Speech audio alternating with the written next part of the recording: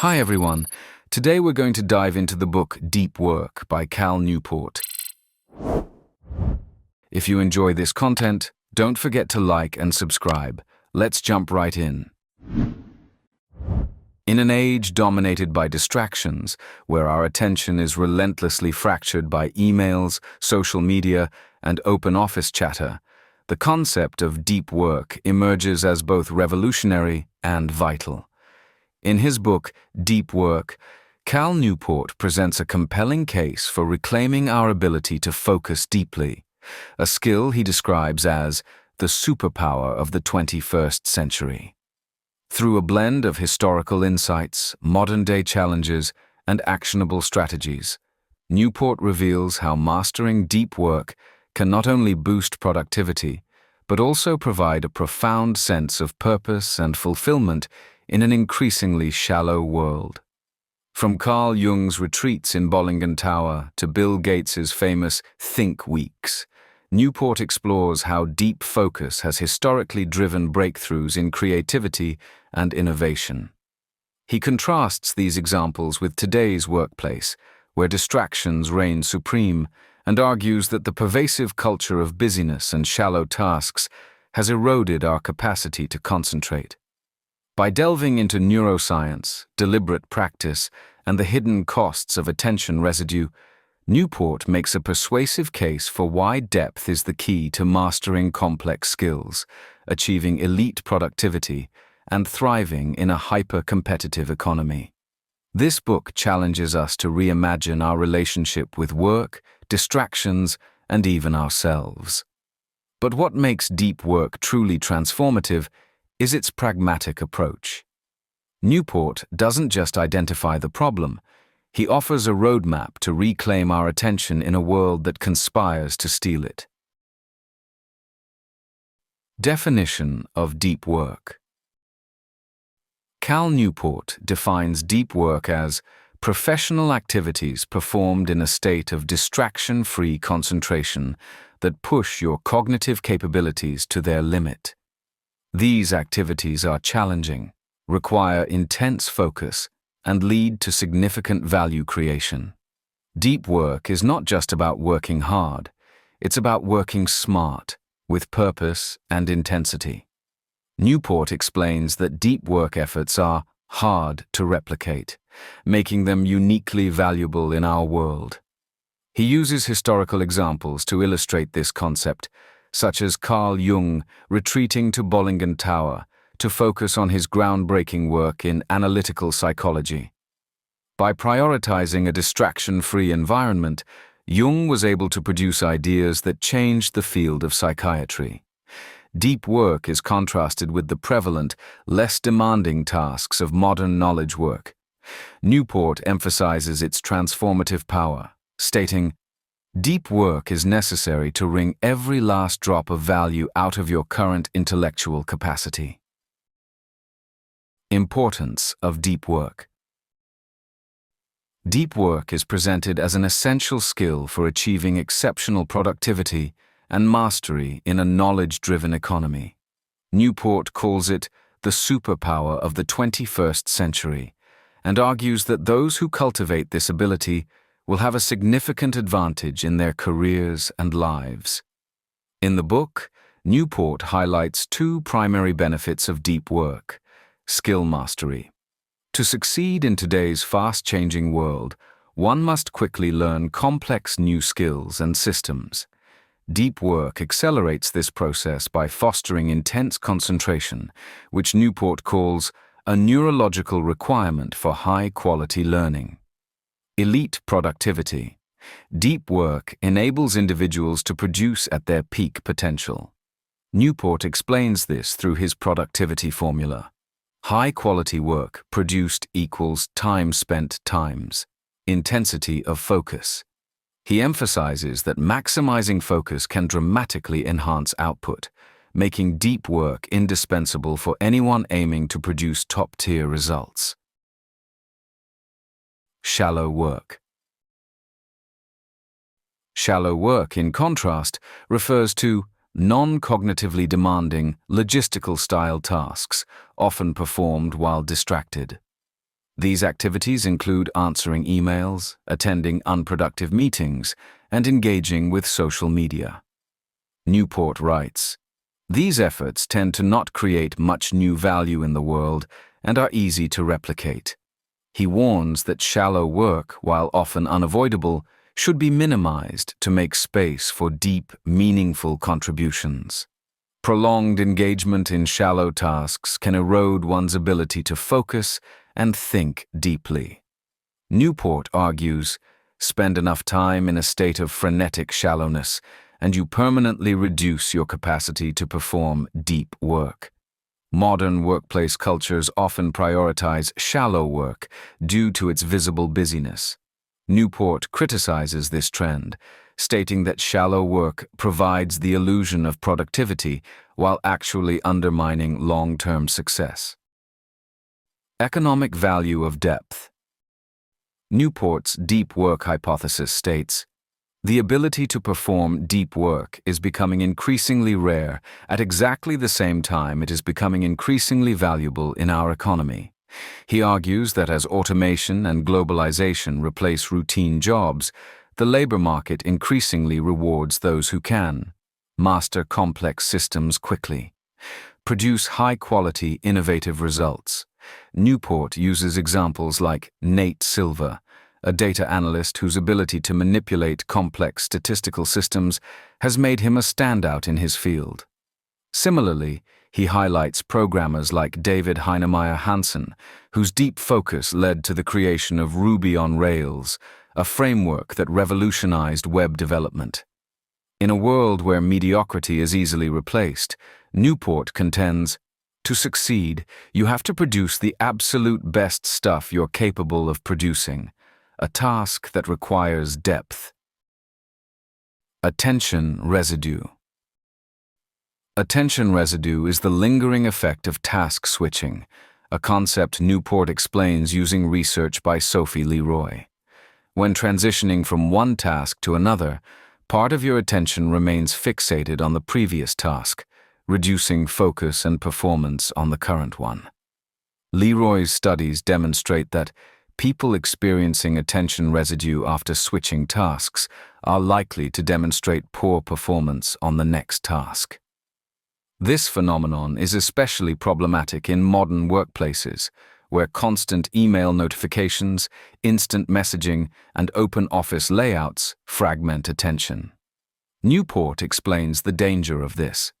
If you're trying to learn a complex new skill, in a state of low concentration, you're firing too many circuits simultaneously and haphazardly to isolate the group of neurons you actually want to strengthen.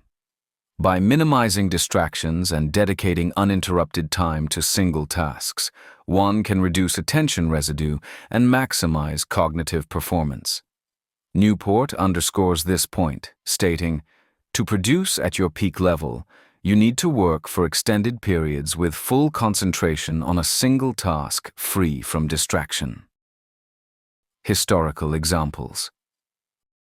Newport highlights how influential figures throughout history have harnessed deep work to achieve extraordinary results. One prominent example is Carl Jung, who built a retreat called Bollingen Tower to focus on his analytical psychology work. Newport writes, Jung retreated to Bollingen, not to escape his professional life, but instead to advance it. Despite his busy schedule as a practicing psychiatrist, Jung prioritized deep work to produce ideas that redefined his field. Other examples include J.K. Rowling, who avoided social media during the writing of the Harry Potter series.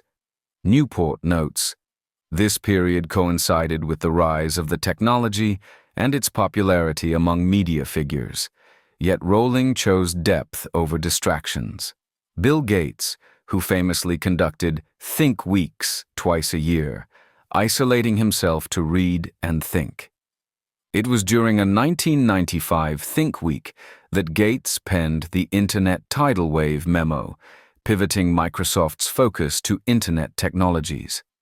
These examples illustrate that deep work is a timeless principle for producing groundbreaking contributions, regardless of the era. Challenges of modern work. Modern workplaces prioritize connectivity and rapid response over deep, focused work, creating environments that actively hinder concentration. Newport criticizes these trends, stating, "The ubiquity of network tools has fragmented most knowledge workers' attention into slivers." Key challenges include open offices, designed for collaboration. These spaces often cause massive distraction. Newport cites a study where participants noted, if you are just getting into some work and a phone goes off in the background, it ruins what you are concentrating on. Instant messaging and emails. Tools like Slack and Hall promote constant interruptions. Newport describes this culture as a state of frenetic shallowness, where people rarely work deeply. Social media, encouraging employees to maintain an online presence, even in fields requiring deep concentration, detracts from meaningful work. Newport argues that these practices are rooted in flawed thinking and cultural norms rather than objective productivity gains, stating, "Big trends in business today actively decrease people's ability to perform deep work." Deliberate practice. Deliberate practice is the focused, systematic effort to master challenging skills, and Newport draws heavily on the research of 𝐃𝐞𝐞𝐩. He explains, "To master a cognitively demanding task requires this specific form of practice. There are few exceptions made for natural talent." Deliberate practice involves intense focus, practicing a specific skill or concept without distractions. Newport writes, "Deliberate practice cannot exist alongside distraction. It requires uninterrupted concentration." Feedback. Correcting mistakes and refining techniques based on immediate feedback. Repetition. Consistently engaging with the skill to build expertise over time. Newport emphasizes the connection between deliberate practice and deep work, stating, "To learn, in other words, is an act of deep work." He argues that those who master deliberate practice gain a competitive edge in the modern economy, where continuous skill development is crucial. Myelin and skill development. Newport explores the neuroscience behind skill mastery, focusing on the role of myelin, a fatty tissue that wraps around neurons and accelerates signal transmission.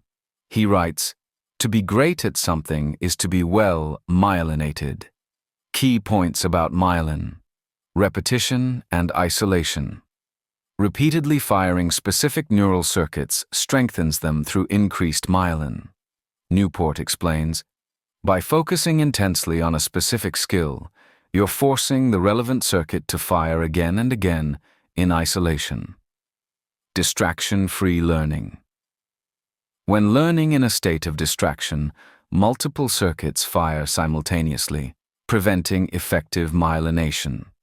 Newport warns, if you're trying to learn a complex new skill, in a state of low concentration, you're firing too many circuits to isolate the group of neurons you actually want to strengthen. This neurological basis underscores why deep work is essential for developing expertise. By isolating focus on specific tasks, individuals can optimize neural efficiency and skill acquisition. The deep work hypothesis. The central thesis of Newport's book is the deep work hypothesis, which states, the ability to perform deep work is becoming increasingly rare at exactly the same time it is becoming increasingly valuable in our economy. This hypothesis has two key implications. Scarcity.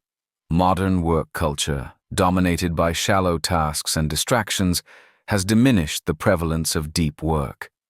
Newport explains, the ubiquity of shallow work is exposing a massive economic and personal opportunity for the few who recognize the potential of resisting this trend.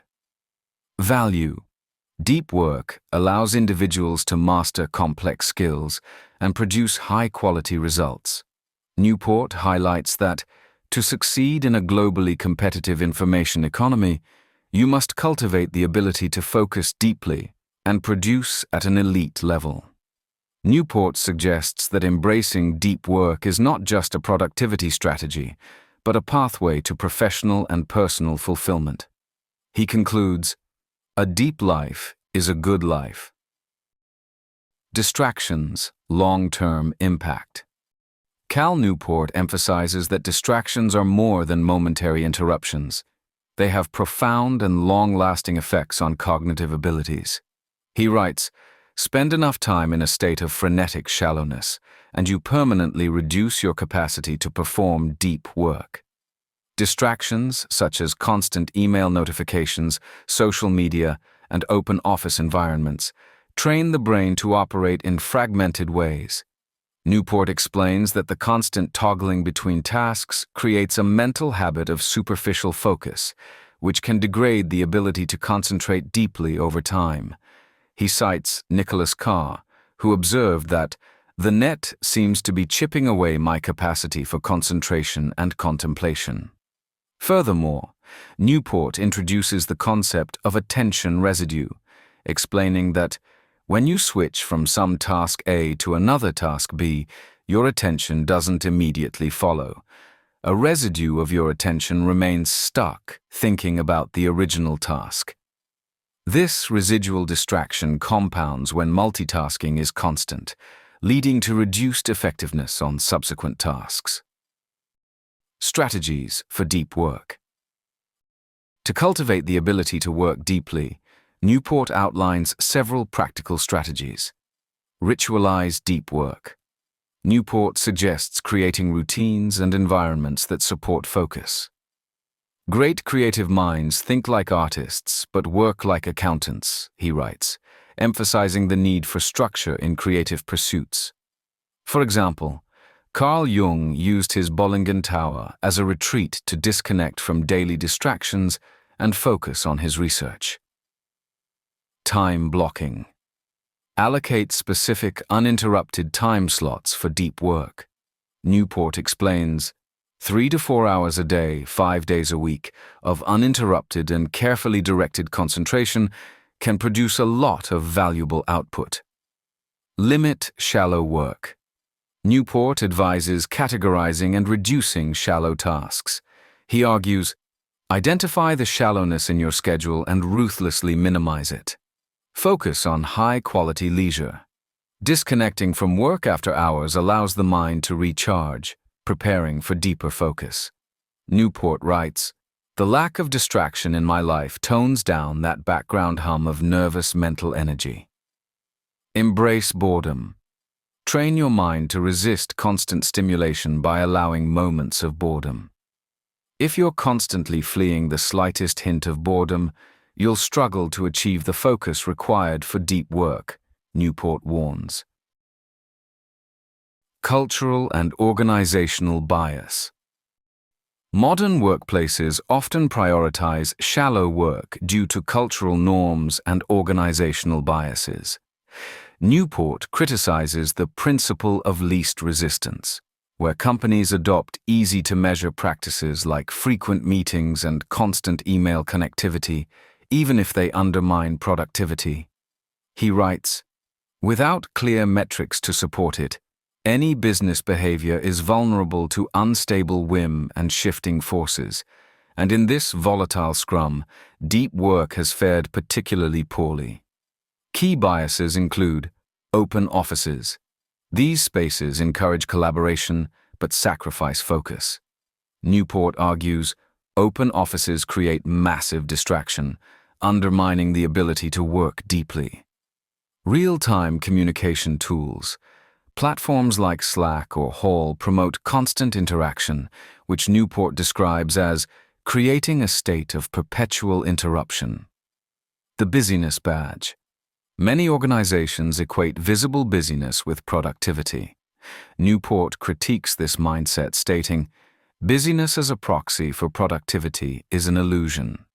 These biases often arise because the benefits of deep work, such as higher quality outcomes and long-term innovation, are harder to quantify than immediate, shallow outputs.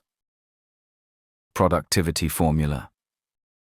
Newport introduces a simple but powerful formula to explain the relationship between focus and output.